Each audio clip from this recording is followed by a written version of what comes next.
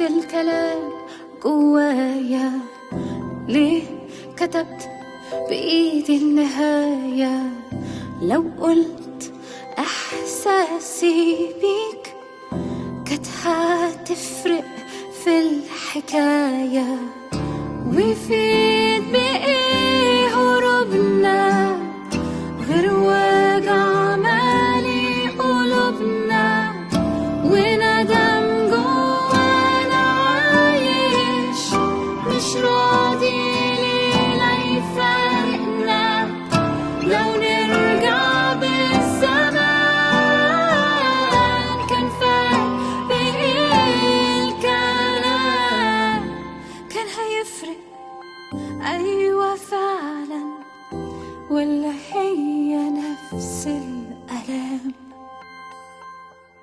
كان هيدي لينا فرصة، كان هيبقى في بينا لسه حب 10 سنين وقصة، مش مجرد ذكريات، قصة نحكي فيها عنا، قصة تفضل عايشة بينا، مش مليها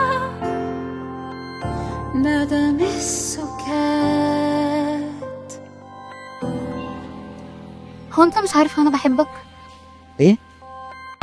لمحت يا ما بين السطور، يمكن يوصل لك شعور وجع